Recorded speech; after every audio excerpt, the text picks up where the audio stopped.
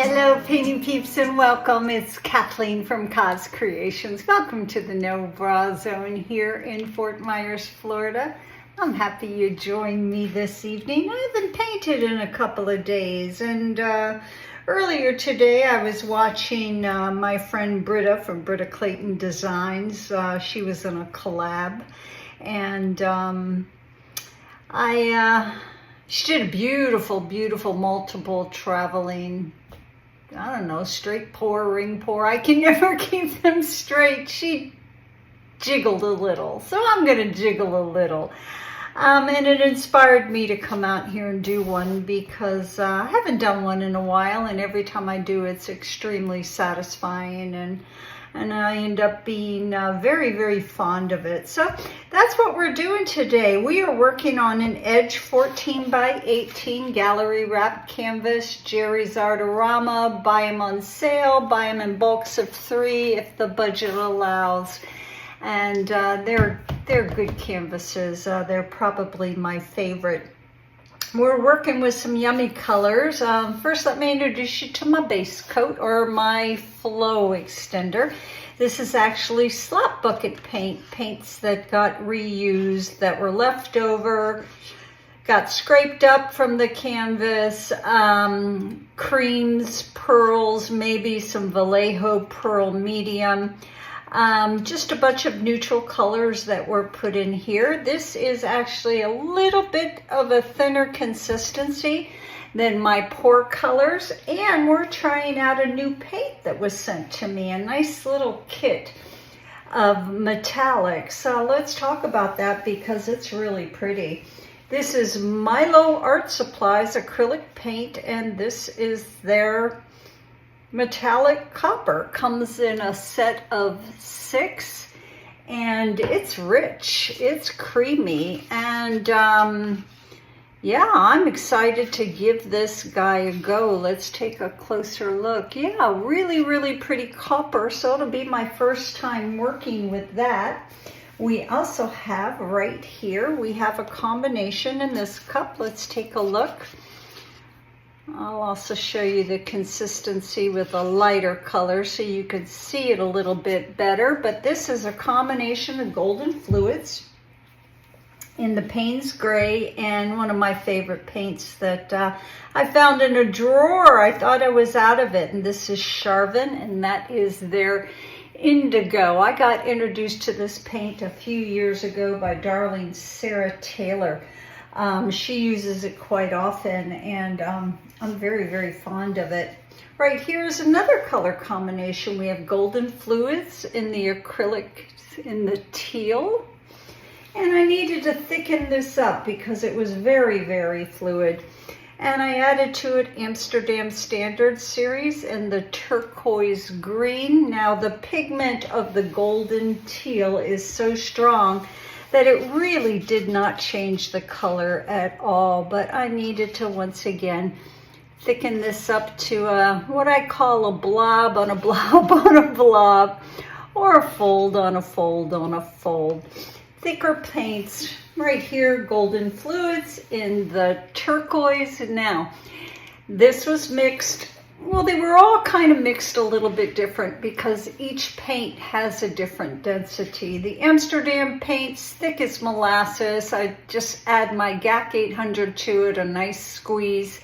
And then my pouring medium, which is 50% Floetrol and 50% Liquitex pouring medium. But the fluid paints, the golden fluid turquoise is very, very fluid. So what I did was I took my cup and I put a dollop of Liquitex Gel Gloss medium in it, and then I doused that with the paint, stirred it up till it was nice and creamy and no lumps and bumps, and then added my squirt of GAC 800 to it. Stirred that up real nice so no lumps and bumps, and then my pouring medium until I got to the same consistency as the thicker paints. There are so many different ways you can thicken up your paints.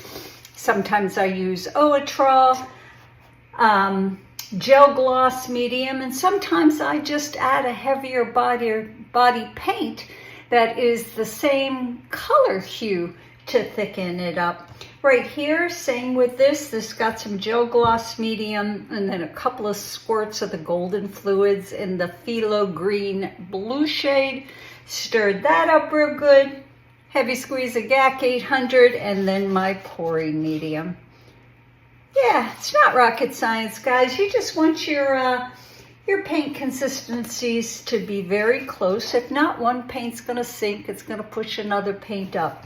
This right here, I wanted to use satin enamel, but I love tan with my blues and my coppers.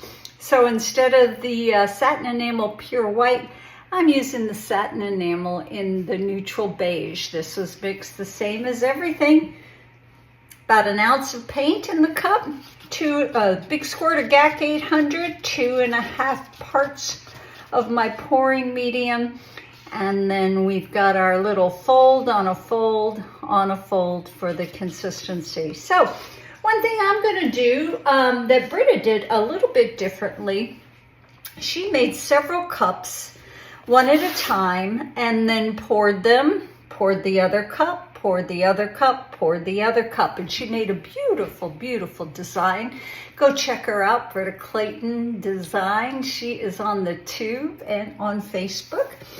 And I do mine a little bit different. I do one cup at a time, tilt it out, get it till there's almost no movement in that paint, so that when I add my second cup, that first cup doesn't move very much, and it allows me to control my composition a little bit better.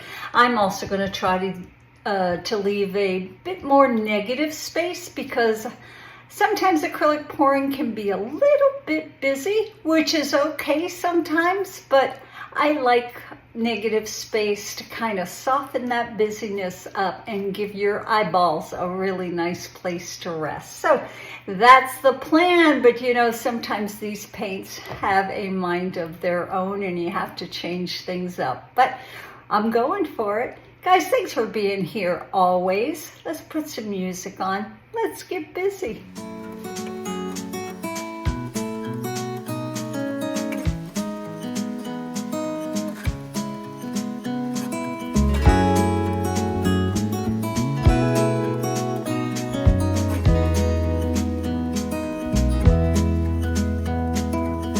Was it all just a dream, just all in my head?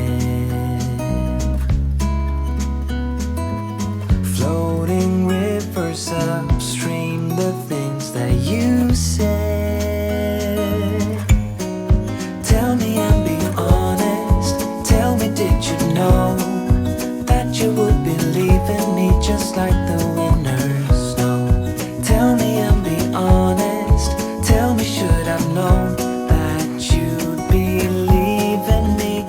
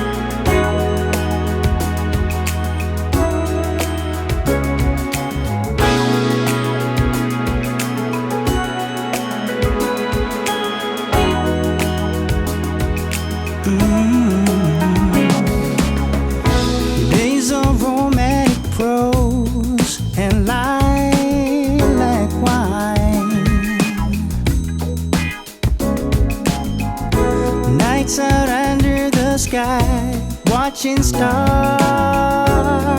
align. Days of making sweet honey, Melissa, lemon balm.